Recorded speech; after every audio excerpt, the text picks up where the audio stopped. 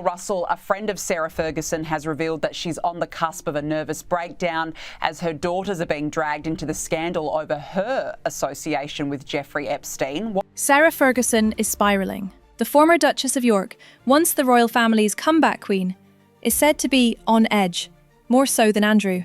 She's been busy blaming herself and even planning to flee Britain for good. After decades of living under the same roof as her disgraced ex-husband, Andrew Mountbatten Windsor, the walls of Royal Lodge are closing in. And now, sources say, what's unfolding inside those gates is nothing short of chaos. Andrew has been stripped of his prince title.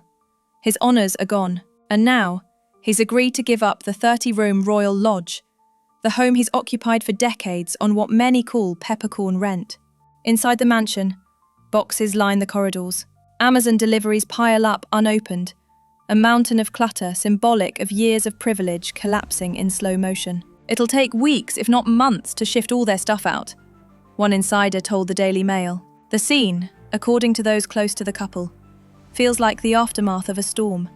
And Fergie, for once, doesn't know how to rebuild. She keeps saying, "What if I hadn't done this? What if I hadn't done that?" said one source. She's blaming herself for everything. For decades, Sarah Ferguson was a master of reinvention. The scandal-ridden Duchess who always managed to bounce back with charm, humour and a new project. But this time, the redemption machine has broken down. The headlines, the disgrace, the silence from her circle. It's all too familiar. Of course, this situation has affected Sarah Ferguson. She's been forced to relinquish her titles. I think it's quite unfortunate, that we have to discuss people's mental health in all of this, because it will no doubt take a huge effect on the... While Sarah reportedly paces through Royal Lodge in distress, Andrew has reacted very differently. Multiple reports claim the disgraced royal has retreated completely from reality, spending hours shut inside, playing video games.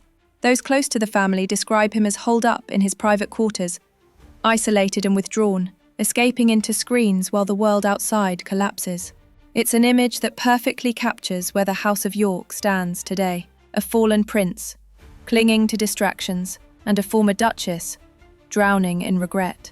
Once united by scandal, now divided by denial. The turning point came when the Mail on Sunday revealed that Sarah had personally emailed Jeffrey Epstein, apologising to him for publicly distancing herself. The email destroyed what was left of her public reputation. ITV dropped her. Publishers backed away. Even her latest children's book, Flora and Fern, has been delayed.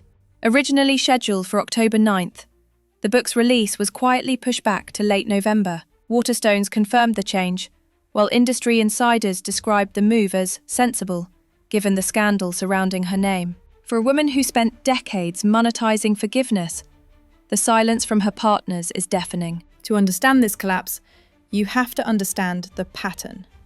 In entitled The Rise and Fall of the House of York, biographer Andrew Lowney details Fergie's lifelong addiction to excess. She once spent £25,000 in an hour at Bloomingdale's. She took 9 holidays a year and maintained a small army of staff: cooks, chauffeurs, nannies, gardeners, and even a flower arranger. Dinners were described as medieval banquets, with roasts, sides, and desserts served nightly, most of it going to waste. By the mid-1990s, she was drowning in £3.7 million of debt, and resorted to commercial deals and endorsements to fund the image of a royal who refused to fade. But time, and the public's patience, have finally run out. Today, friends say the phone has stopped ringing. Invitations have vanished. Even her most loyal defenders have gone quiet. Her daughters, Princesses Beatrice and Eugenie, are reportedly urging her to rebrand. She's now surrounded by a new team of PR fixers, professionals hired to sell her as a leader in female positivity, focusing on motherhood and philanthropy. But insiders are skeptical. As one put it bluntly, she's always managed to bounce back. Until now. And now, with her reputation in ruins and her financial future uncertain, Sarah is said to be considering leaving Britain altogether. After 4 years of research, after 4 years of looking into this woman, who is, to you, Sarah Ferguson? Well, Sarah Ferguson is a woman of great charm, great ability, a woman who could do a lot of good, has a great empathetic feel for particularly deprived children. Even the Queen's beloved corgis, Muick and Sandy, have become part of the speculation.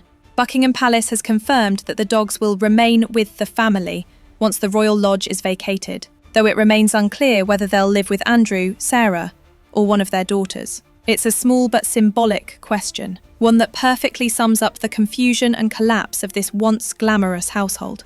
Behind the thick hedges of Royal Lodge, Sarah Ferguson is said to be unraveling. Friends describe a woman oscillating between fury and despair, one moment blaming herself, the next lashing out at the world that has, in her eyes, turned its back. She's pacing through the halls, not sleeping, barely eating, one insider said. It's like watching someone crumble in real time. For years, Fergie cultivated a unique resilience. Whenever scandal struck, she'd emerge smiling, hair perfectly coiffed, cheeks flushed with optimism, insisting that she'd learned a valuable lesson. It became her brand, the Duchess who survived humiliation and always came back stronger. But this time, that instinctive bounce back has deserted her. Those who've spoken to her privately say she's haunted by what she's lost. She keeps replaying her life in loops, said one former aide. The marriage, the divorce, the toe-sucking photos, the Oprah interviews, the business ventures. She's obsessing over every misstep, convinced that if she just handled one thing differently, none of this would be happening. Sources close to the family say her daughters have stepped in, quietly monitoring her well-being and urging her to seek help. They've never seen her like this, said one. She's terrified of public humiliation, terrified of financial ruin, and terrified that she's finally worn out her last chance. What makes this collapse so striking is that it's unfolding entirely in the open. The woman who once courted the media is now trapped by it. Every headline, every photograph, every leaked quote cutting a little deeper. She can't switch it off, said one source. She reads everything. The comments, the articles, even the parody accounts. It's eating her alive. Her recent attempts at control have backfired spectacularly.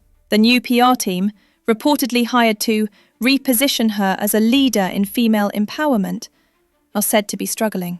One consultant described the challenge bluntly. How do you sell empowerment when the public sees dependency, excess, and denial? There's talk of a tell-all memoir, a last-ditch effort to reclaim the narrative, but even that idea, once Fergie's favourite strategy, now feels impossible.